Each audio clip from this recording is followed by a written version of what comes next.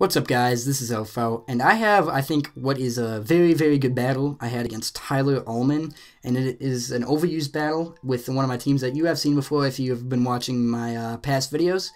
But the reason I think it's such a good game is because not only is my opponent, I think, pretty talented, and he's definitely not a novice at the game, but he also brought rain, and for all you guys that know, if you bring weather, yeah, mostly rain. I mean, rain is probably the best weather in my eyes. If you bring rain, you're at a huge advantage.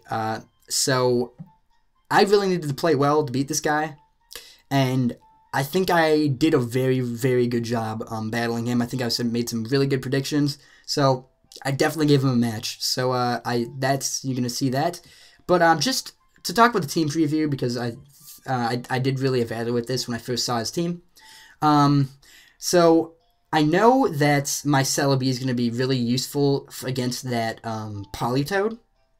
And I also know that I'm going to want to keep that Gastrodon around just to take any water attack from that Politoed. I do notice that he actually does not have that many actual water types to abuse the rain, but he does have 4 resistances to grass in the form of Ferrothorn, Fortress, and Jirachi. So I don't know how much my Celebi is actually going to be doing, but he will be nice to keep around for that Politoed.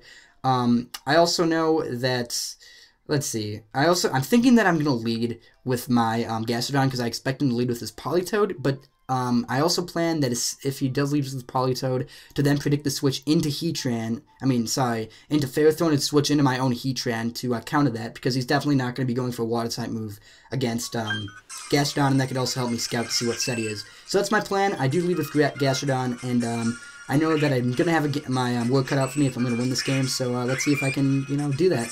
So, I lead with Gastrodon, as I've said a few times, and he gets up, he does lead with Politoed, gets up that Drizzle, and I do expect him to switch out to Ferrothorn because I expect him to not want to take a ground-type move. He can't really hurt me. So, and if he does stay in, it's because he has Hidden Power Grass, and the Heatran could also take that and 4 times resist it. So, I do go into Heatran as he brings in his Fortress on Ferrothorn as I expected. And I do go for Stealth Rock's predicting a switch. He does go for Leech Seed. I guess I'm playing pretty gutsy and predicting that. So I do hit him with a 4-time super effective stab Lava Plume, but it is in the rain, so it's not going to be doing as much as it might. And because after leftovers and Leech Seed recovery, he's going to be at the amount of HP that, he can take a few of those, especially if he has Protect. So this following turn, I do not want to stay in because I'm thinking he might have Protect, and I don't really want to give him more HP back. So I do go into my Gengar just because I know I can take the Power Whip, as well as I do have that super effective Focus Blast to hit him with. But he does actually switch out into his Politoed, which that's fine. So I do just stay in, wanting to go for a Substitute and then disable, just to disable his Hydro Pump. But here he reveals he's Scarfed, which means that he's going to outspeed, kill me with a Stab boosted by Rain Hydro Pump.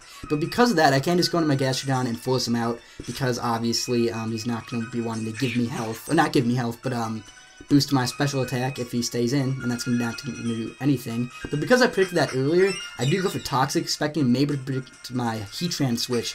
He doesn't, he just makes a safe play, goes into that Ferrothorn, and I'm not going to be wanting to take a Power Whip, so I do go out into my Celebi to take the Leech Seed or Power Whip, whatever he wants to go for, and I believe he goes for Leech Seed again, and I'm going to be immune to that.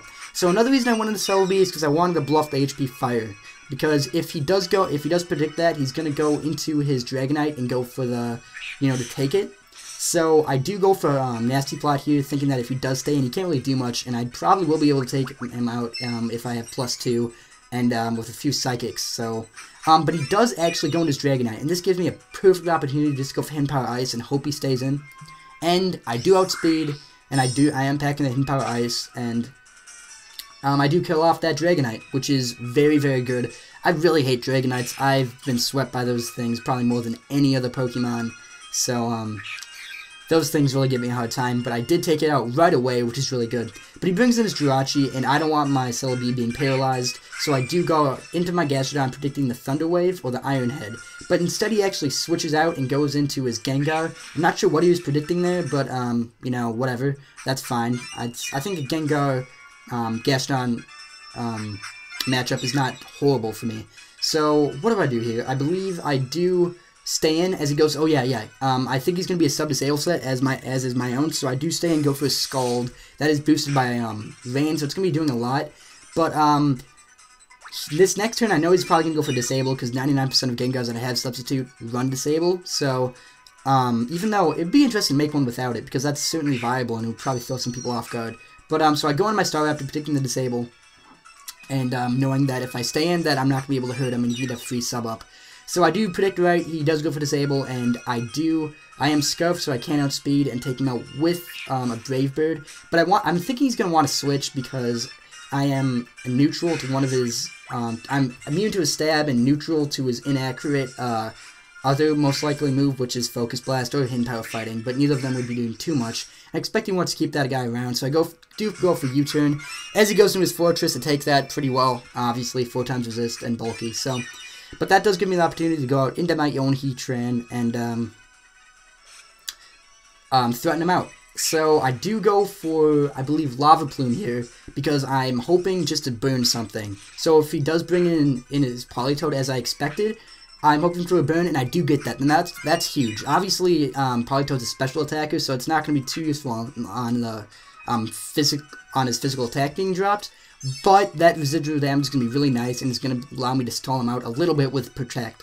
So, but now I know he's scuffed because he obviously outspent my Gengar earlier, so I can't just go for Protect, which I am running, scout what he's going to go for, and then switch into a Pokemon accordingly. So he does predict that, and he goes into his Ferrothorn, predicting my obvious Gastrodon switch. I do go for that because I'm not going to be staying in on a scuffed Politoed's Hydro Pump, especially because my my Heatran is going to be really useful later in the game for taking out all these weak Pokemons to fire. So, I do go into my Gastrodon, obviously, goes on his Fortress. I'm not going to be wanting to stay in because I don't want to die to a Power Whip. So I do go out into my Celebi, predicting the Leech Seed or Power Whip as I did before. This is a pretty obvious move, and he does predict it pretty well, and he goes for a Gyro Ball.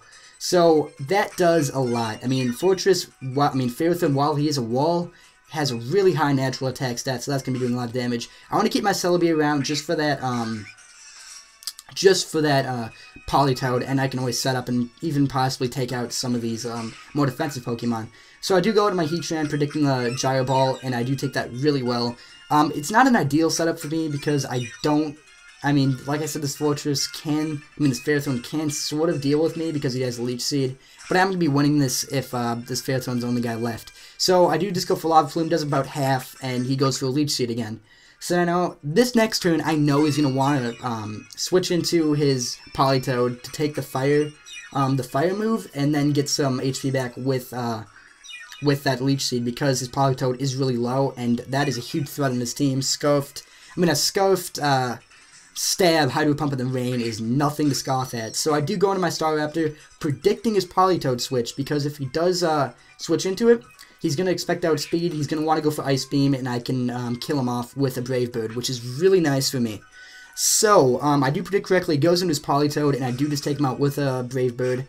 Obviously going to take him out from that range, so it was kind of risky because this Staraptor is really useful, and if he had gone for a Gyro Ball for some reason against my Heatran predicting that, that would not have been good for me. So, at this point, I just decided to stay in and go for a Brave Bird against this Fortress, because I figure that my Staraptor is going to do as much work right now as he would ever do, and I cannot switch in too many times because of Stealth Rock. So I do just decide to go for a Stab Brave Bird, and as, is it Fizzy Stardust that says this?